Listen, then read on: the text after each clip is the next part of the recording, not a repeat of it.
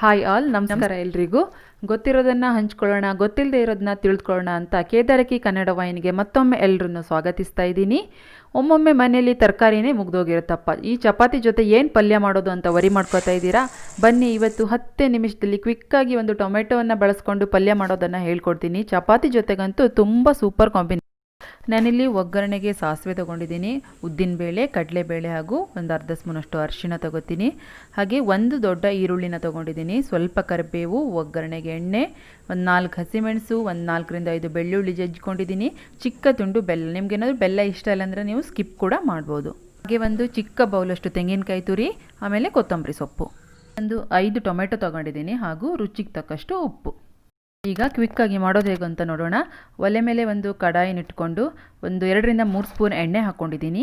ಎಣ್ಣೆ ಕಾದ್ಮೇಲೆ ಅದಕ್ಕೆ ಒಂದು 1/4 ಚಮಚದಷ್ಟು ಸಾಸಿವೆ ಹಾಕಿ, ಇನ್ನೇನು ಸಾಸಿವೆ ಚಿಟ್ಗುಡ್ತಿದೆ ಅನ್ನುವಾಗ ಅದಕ್ಕೆ ಉದ್ದಿನಬೇಳೆ ಮತ್ತು ಕಡಲೆಬೇಳೆನ ಹಾಕಿ. ಉದ್ದಿನಬೇಳೆ ಮತ್ತು ಕಡಲೆಬೇಳೆನ ಸ್ವಲ್ಪ ಬ್ರೌನ್ ಕಲರ್ ಬರೋ ತನಕ ನಾವು ಚೆನ್ನಾಗಿ ಸ್ಲೋ ಫ್ಲೇಮಲ್ಲೇ ಇಟ್ಕೊಂಡು ಹುರ್ಕೊಳ್ಳೋಣ. ಈಗ ಕಡಲೆಬೇಳೆ ಮತ್ತು ಉದ್ದಿನಬೇಳೆ ಹೊಂಬಣ್ಣಕ್ಕೆ ತಿರುಗಿದೆ. ಈಗ ಅದಕ್ಕೆ ಕರಿಬೇವನ್ನು ಆ್ಯಡ್ ಹಾಕೊಳ್ಳೋಣ. ಕೂಡ ಈಗಲೇ ಆ್ಯಡ್ ಮಾಡಿಬಿಟ್ಟು ಒಂದು 2 ನಿಮಿಷ ಚೆನ್ನಾಗಿ ಫ್ರೈ ಮಾಡಿ ಇದಕ್ಕೆ ಹಚ್ಚಿಟ್ಕೊಂಡಿರುವ ಈರುಳ್ಳಿನ ಹಾಕ್ಕೊಳ್ಳಿ.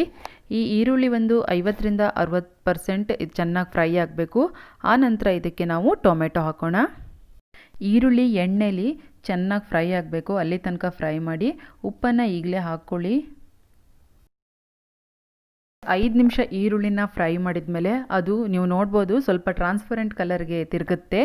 ಆಗ ಅದಕ್ಕೆ ಒಂದು 1/4 ಚಮಚದಷ್ಟು ಅರಿಶಿನ ಪುಡಿ ಹಾಗೂ ನೀವು ಇಟ್ಕೊಂಡಿರೋ ಟೊಮೆಟೊನ ಹಾಕ್ಕೊಂಡು ಎಣ್ಣೆಲೆ ಒಂದು 4 ನಿಮಿಷ ಚೆನ್ನಾಗಿ ಫ್ರೈ ಮಾಡಬೇಕು. ಈಗ ಟೊಮೆಟೊನ ಒಂದು 2 ನಿಮಿಷ ಫ್ರೈ ಮಾಡಿದ ಮೇಲೆ ಒಂದು 5 ನಿಮಿಷ ಮುಚ್ಚಿಟ್ಕೊಂಡ್ಬಿಡಿ, ಆವಾಗ ಬೇಗನೆ ಸಾಫ್ಟ್ ಹೋಗಿಬಿಡುತ್ತೆ.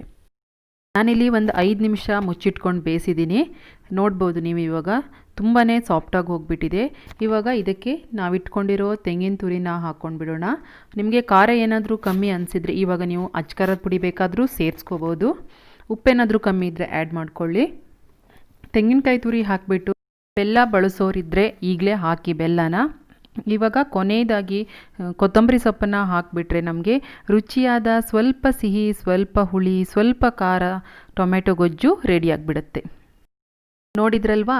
ಈ ಸಿಂಪಲ್ ರೆಸಿಪಿ ನಿಮಗೆ ಇಷ್ಟ ಆಗಿದ್ದಲ್ಲಿ ಚಾನೆಲ್ನ ಸಬ್ಸ್ಕ್ರೈಬ್ ಮಾಡ್ಕೊಳ್ಳೋದನ್ನು ಮರಿಬೇಡಿ.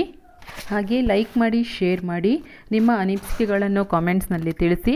ಸಿಗ್ತೀನಿ ಮುಂದಿನ ವಿಡಿಯೋದಲ್ಲಿ. ಅಲ್ಲಿವರೆಗೂ ಧನ್ಯವಾದಗಳು.